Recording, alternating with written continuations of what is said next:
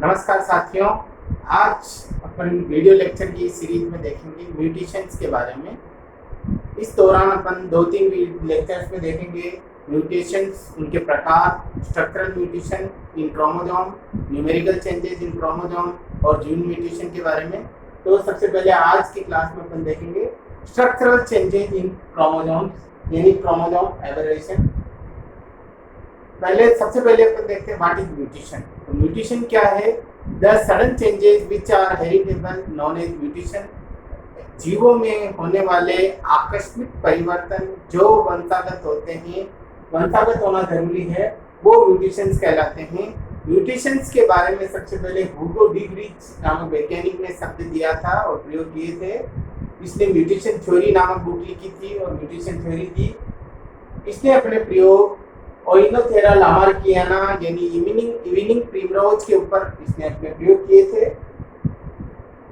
अब देखते हैं म्यूटेशन। म्यूटेशन साथियों एक बहुत बड़ा शब्द है। म्यूटेशंस को मोटे तौर पर अपन 3 पार्ट में डिवाइड कर सकते हैं।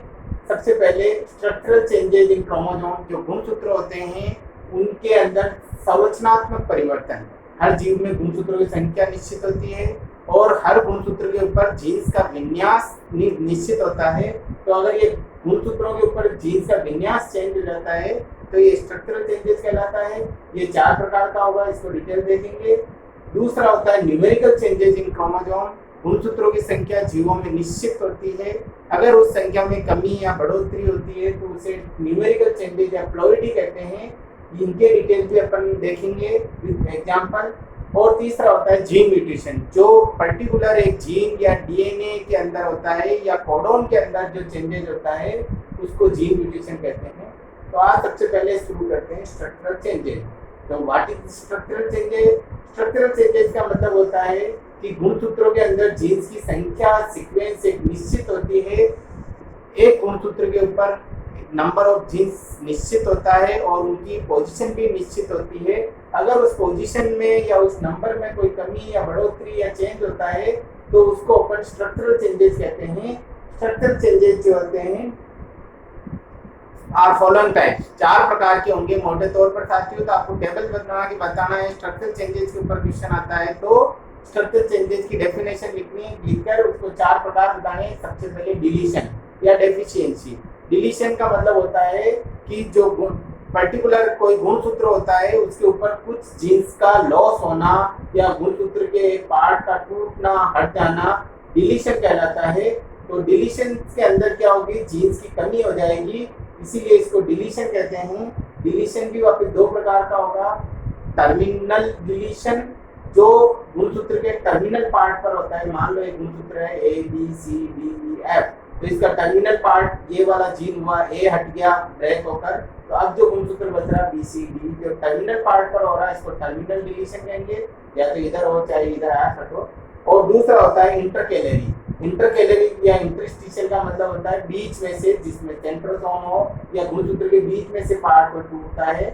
जैसे ये बी सी डी जीन्स टूट कर अलग हो गया और अब हो गया ए बी ई एफ, तो ये इंटरकैलरी कहलाएगा। डिलीशन का साथियों एग्जांपल अपने अंदर है, नोट कर लीजिए। गुणसूत्र 5th क्रोमोसोम जो होता है उसकी शॉर्ट आर्म पर डिलीशन होता है तो एक सिंड्रोम उत्पन्न होता है जिसे क्राई-डू-चैट सिंड्रोम या कैट क्राइंग सिंड्रोम कहते हैं।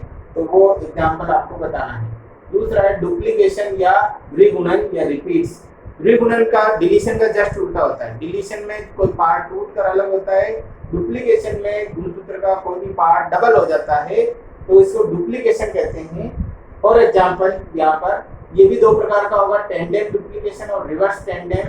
टेंडेम डुप्लीकेशन के अंदर वो सीक्वेंस जीन्स की सीक्वेंस वही रहती है जो ओरिजिनल थी, पहले थी, जैसे A B C D A B, और इसके अंदर रिवर्स हो जाती है A B C D D C. ये है A B C D F G, ये ओरिजिनल गुणसूत्र है। Duplication A B C B C, यहाँ बी सी पार्ट जो है वो डुप्लीकेट हो गया है बी सी। तो बी सी जीन ये टेंडेम कहलाएगा क्योंकि सीक्वेंस वही है।